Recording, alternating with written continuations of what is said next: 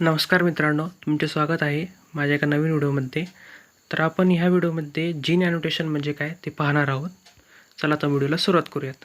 तर आपण ह्या व्हिडिओमध्ये काय काय पाहणार आहोत ते आधी पाहूयात.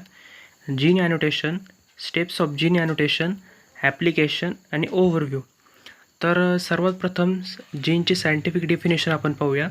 Gene is a basic unit of heredity and the sequence of nucleotide in a DNA encode the synthesis of gene product either RNA or protein. The heredity म्हणजे आपण पाहूयात जे आपली जे इन्फॉर्मेशन आहे ती ॲन्सिस्टरपासून ते न्यू वनपर्यंत जी आपली जी इन्फॉर्मेशन ती सेंड होते त्याला हेरिडिटी म्हणतात. तर जीनवर असे काही सिक्वेन्स असतात की ते DNA ला सिंथसाइज करतात किंवा इनकोड करतात प्रोटीनमध्ये किंवा RNAमध्ये. जर तुम्हाला एवढी मोठी डेफिनेशन जर लक्षात राहत नसेल तर तुम्ही एक शॉर्टमध्ये gene is a short section or cut of DNA. तर सर्वात प्रथम डॅनिश बॉटनिस्ट विल्यम जॅनसनने जीन ही वर्ड सर्वात प्रथम शोधून काढली. कोणत्या आधारे? Mendel unit of heredity. He also made the distinction between the outward appearance of individual म्हणजेच phenotype and its genetic trait म्हणजे जिनोटाईप. तर त्याच्या आधी विल्यम जॅनसनच्या आधी 4 वर्ष आधी विल्यम बॅटसनने हा एक जेनेटिकवर काम करणारा सायंटिस्ट होता. त्याने काही थिअरीज मांडली पण त्याला प्रूव्ह नीट करता आलं नाही. तर मग ज्यावेळेस विल्यम जॅनसनने जीन हा वर्ड मेंडल फॅक्टर ऑफ इनहेरिटन्सच्याद्वारे लोकांसमोर आणला त्यावेळेस याचे पण काही आयडियाज होते ते अप्रूव्ह करण्यात आले. तर मग इथे आपण बाजूला पाहू शकतात. तर एक बॉडी दिसते, त्याच्यानंतर त्या बॉडीमध्ये सेल आहे. इनसाइड द सेलमध्ये क्रोमोझोम आहेत, क्रोमोझोममध्ये DNA आहेत, DNAला न्यूक्लियोटाईड आहेत. आणि तर ग्रीक वर्डमध्ये जिनोमला बर्थ म्हटलं जातं. हा एक मोठी इन्फॉर्मेशन आहे, हे तुम्ही नेहमी लक्षात ठेवा. ग्रीकमध्ये म्हणजे सर्वात प्रथम ग्रीकमध्ये जिनोमला किंवा जीनला बर्थ म्हटलं जातं. त्याच्यानंतर फादर ऑफ जीन हे आपल्या सगळ्यांनाच माहिती आहे, जॉर्ज मेंडल. त्यांनी काही प्रिन्सिपल आयडेंटिफाय केले आणि डिस्क्राईब केलेत. त्याला आपण म्हणतो inheritance, Mendel law and inheritance.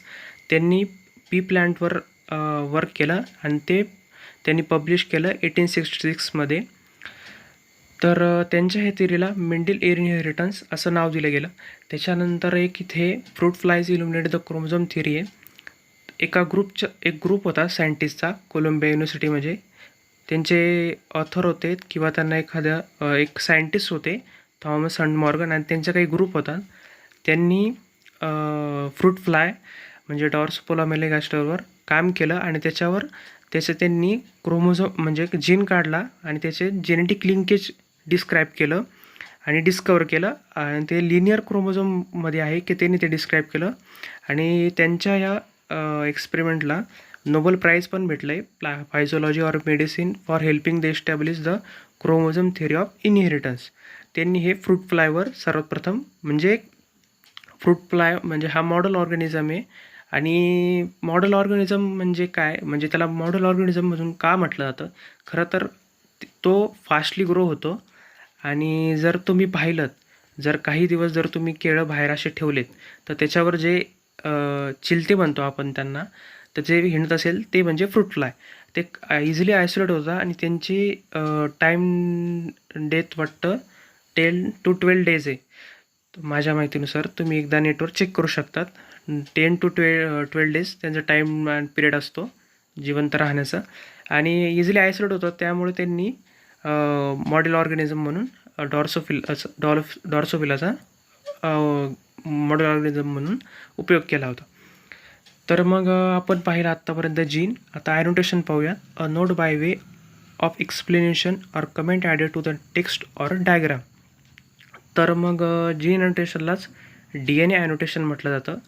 DNA annotation or gene annotation is the process of identifying the location of gene and all of the coding region in the genome and determining what those genes do.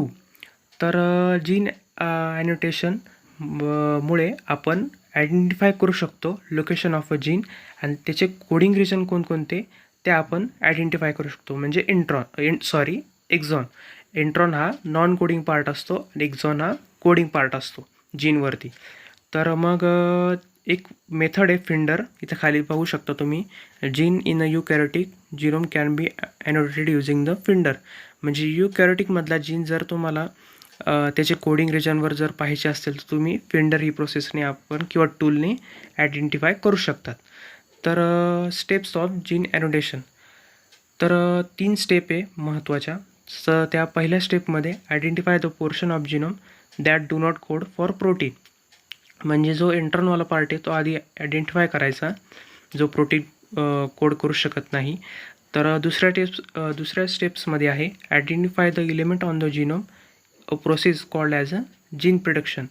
म्हणजे जीनचे जे element आहे ते आपण सर्वात प्रथम ह्यामध्ये दुसऱ्या स्टेपमध्ये आयडेंटिफाय करतो, तर त्याला काय म्हणतात, जीन प्रिडिक्शन.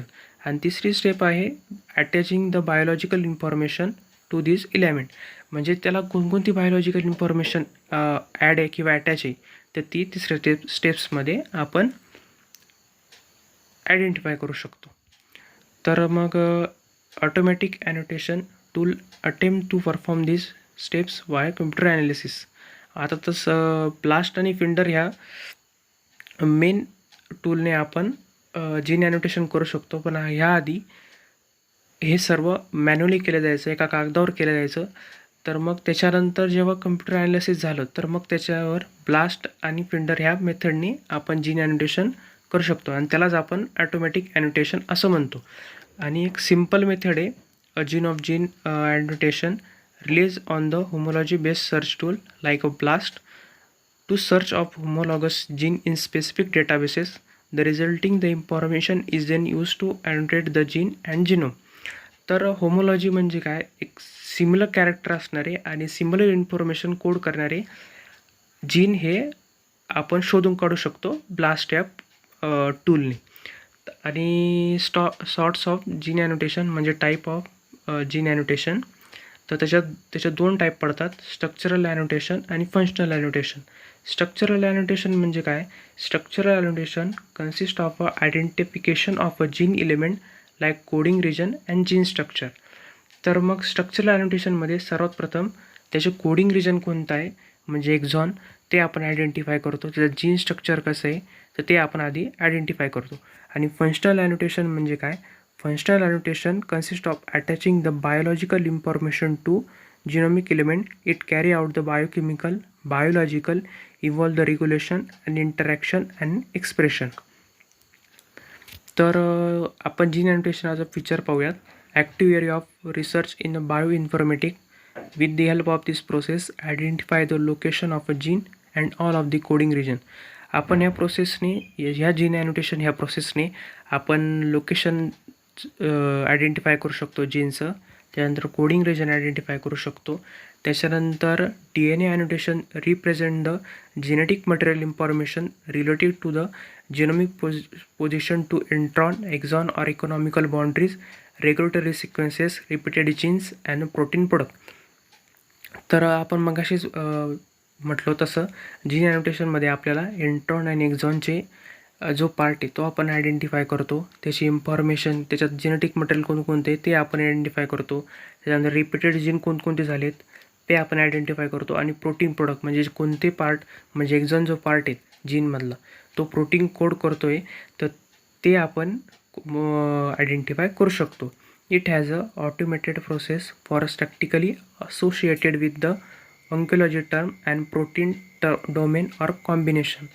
तर ही एक ऑटोमॅटेड प्रोसेस आहे, म्हणजे कम्प्युटराइज ॲनालिसिस करून आपण जीन ॲनोटेशन हे किंवा त्याचं सिक्वेन्स आपण काढू शकतो.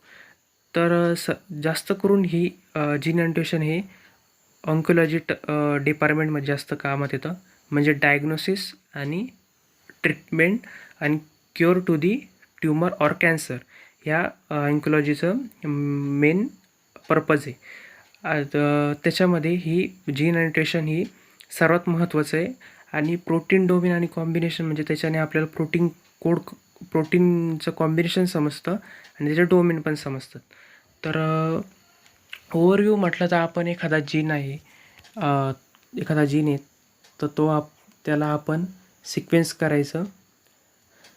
त्याच्यानंतर सिक्वेन्स केल्यानंतर त्याचा 5 प्राईम आणि 3 प्राईम आयडेंटिफाय करायचं आणि त्याच्यामध्ये मग इंट्रॉन आणि एक्झॉनवाला पार्ट कोणता आहे तो आयडेंटिफाय करायचा.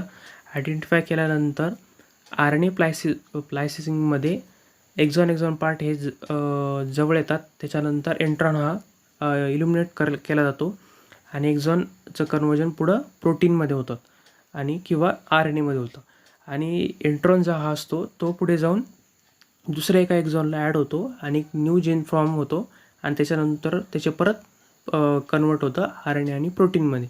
हे ओव्हरव्ह्यू आहे जीन अँडोशनचं. जर तुम्हाला माझा हा व्हिडिओ आवडला असेल तर नक्की लाईक करा, शेअर करा आणि सबस्क्राईब करायला विसरू नका. चला भेटूया आपण पुढच्या व्हिडिओत.